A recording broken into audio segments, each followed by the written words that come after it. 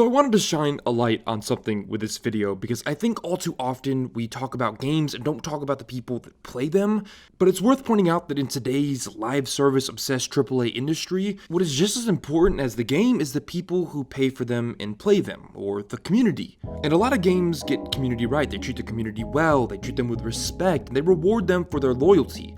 Even bad games like Anthem, who has done a lot of terrible things to their community, have done at least a reasonable job every once in a while of attempting to communicate with them properly. But then there are bad games that do the exact opposite. There are bad games that do things that are just so messed up and so strange and honestly just so delusional that it's hard to stop talking about it, because to do so would be to brush every bad thing they're doing under the table and allow another publisher or developer to think it's fine to do these things, or worse yet, allow the same publisher to think they can keep getting away with doing these things, and I'm not going to contribute to that. So I am here today to talk about what I personally believe is the most messed up decision that Bethesda has made with Fallout 76 when it comes to the people that play it. The thing that I think is just so unconscionable and so strange that I can't fathom who or why the person or persons are making these decisions within Bethesda. So just a couple days ago, I was pointed to a video by a Twitter user made by Yongyea. Yongyea, if you don't know him, great creator, does a great job of covering the news, and he did an excellent job of this video. And I watched the video, and I thought, wow, this is something that needs more exposure and that enough people aren't talking about, but there's also some things I want to add to this conversation, just to look at it from a different perspective, which is maybe the perspective of Bethesda. So let me just start by covering what's happened, how it happened, why it happened, and straight up read you the transcripts of everything going on. As always, context is key. So, to start with, there are interactable maps for almost every game you can think of, whether it's Pokemon, whether it's Fallout 4, whether it's Skyrim, whether it's Assassin's Creed, you can find them everywhere. Online interactable maps often use in-game data, or sometimes it just uses data that's been collected by the community to create these maps that are usually complete, or that you can filter through and find things more easily, especially in open world games. So for example, you can open up a Fallout 4 interactable map and find every bobblehead location, or every unique weapon, or whatever it may be. They're kind of a staple of the open world industry and the internet at this point. So on the Fallout 76 subreddit, which is still active with people trying to help Bethesda make this game better, to their credit, is a post with 9,000 upvotes that says Map 76 officially closed, creator gives explanation. Map 76 is the name of an interactable map for Fallout 76, being created by, you guessed it, one guy doing it on his own who just loves the game and wants to help the community. That guy, username undefined7196, had this to say: Map 76 is officially closed. I am officially shutting down all development and support for all of my Fallout 76 related tools.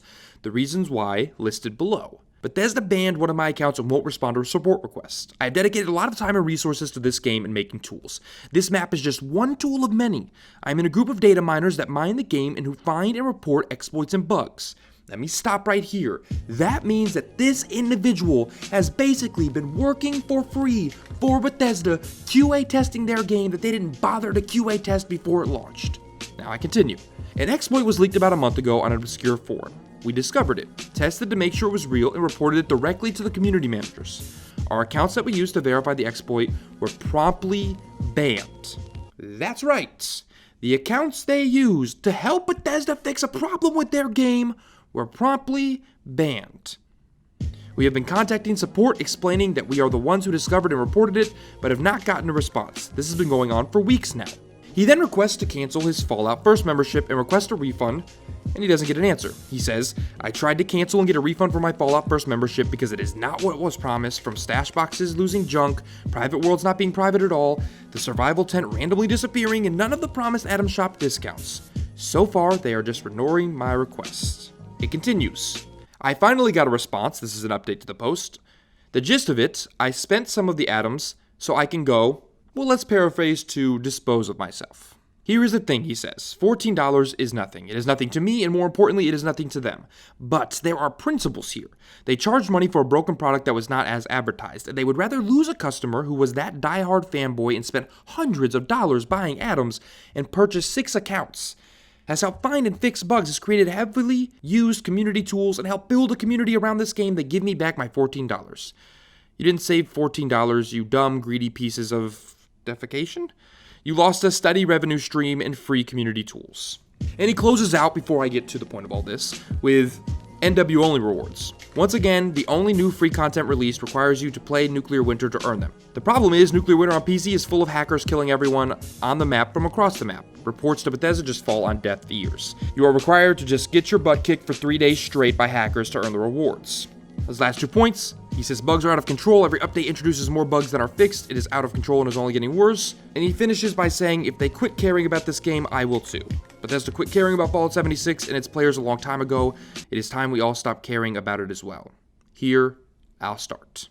Now, this is more important than one guy being screwed over by a company. What's important is how and why he's being screwed over. So let's start with why he was banned in the first place. The point of QA testing in video games before launch is to make sure that bugs, glitches, exploits are at least acknowledged and ironed out before a game launches. And there's a bit more to it as well. It's to make sure games are balanced, difficulty is fine, so on and so forth, and things are fun.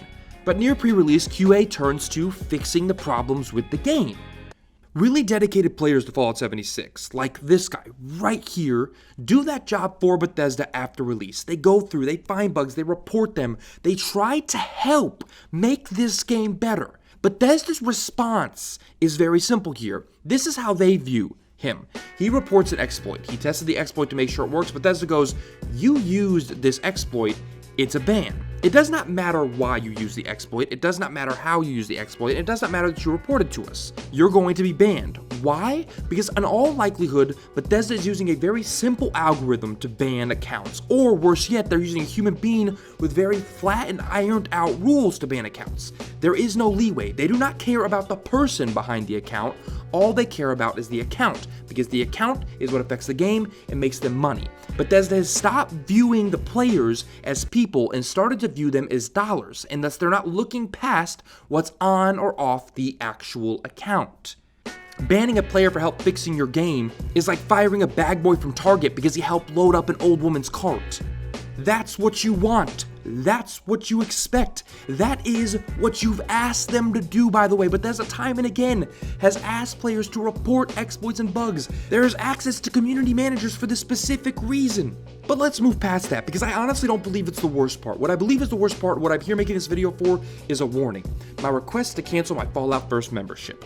He was told, eventually, after not being spoken to for what I assume was a long period of time, that because he spent some of the atoms, he could not cancel or get his money back for his membership.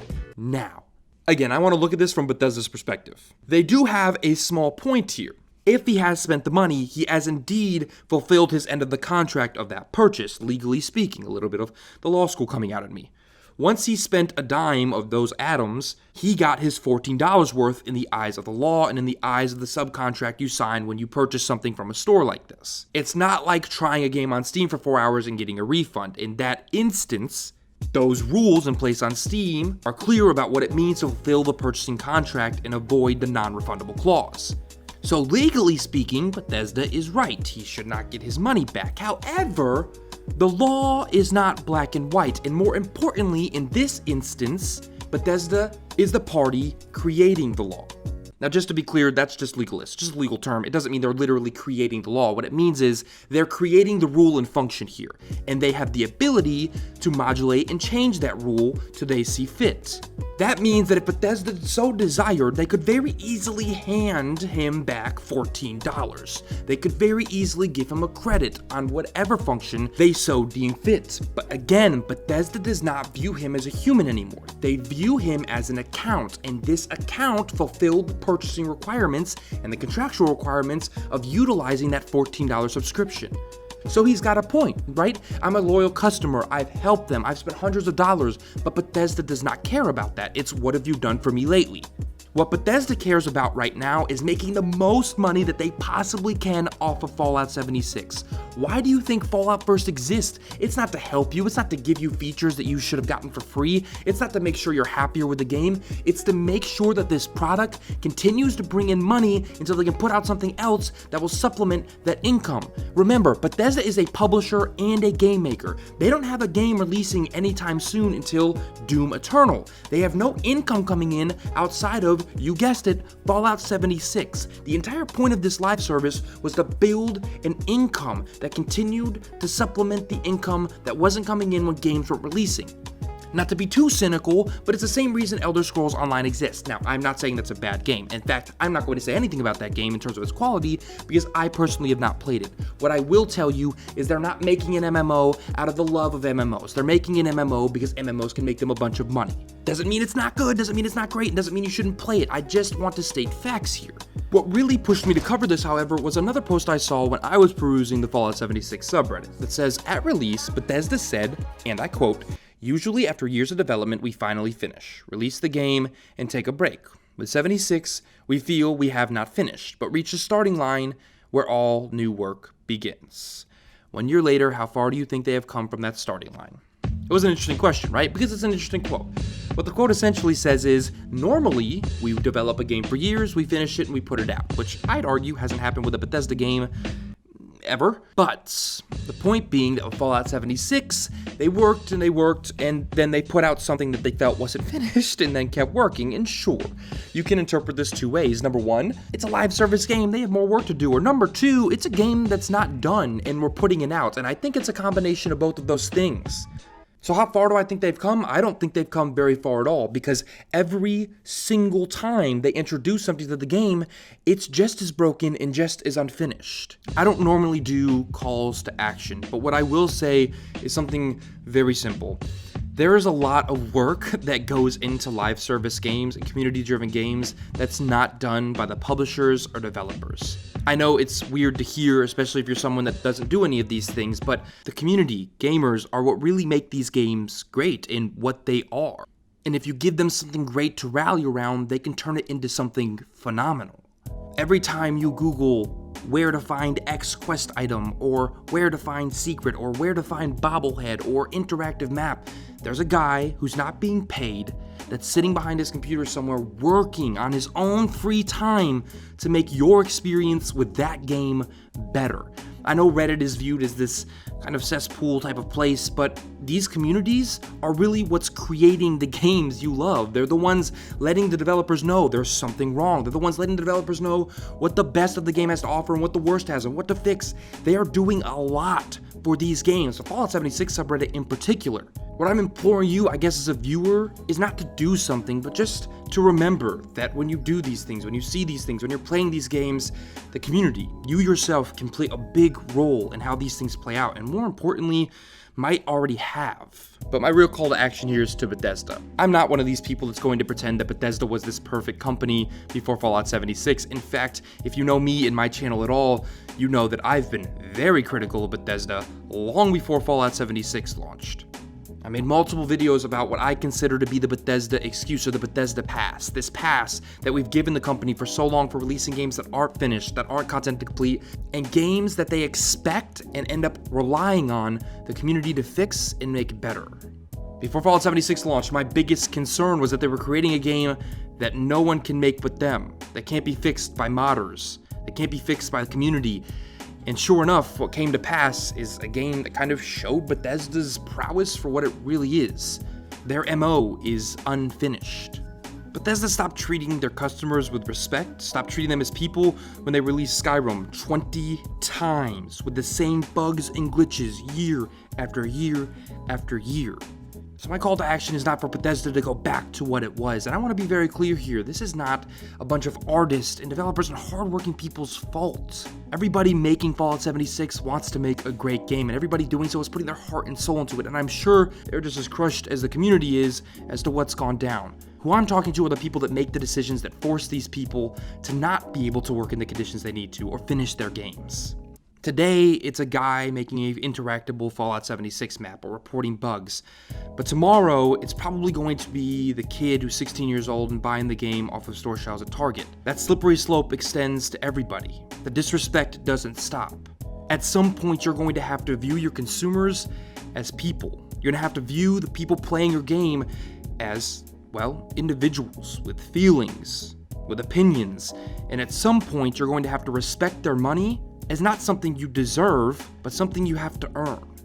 And this is not impossible in gaming. We see companies do it all the time. CD Projekt Red, even Ubisoft at times does an excellent job of communicating and doing the right thing. This isn't some lose-lose situation where this is just the reality of AAA publishing and AAA gaming. It's not. It's just you.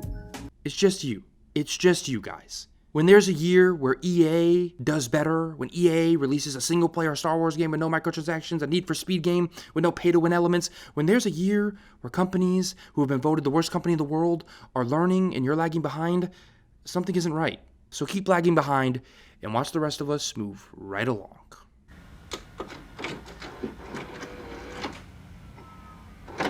Well, guys, that is it for today's video. As always, I want to know what you guys think.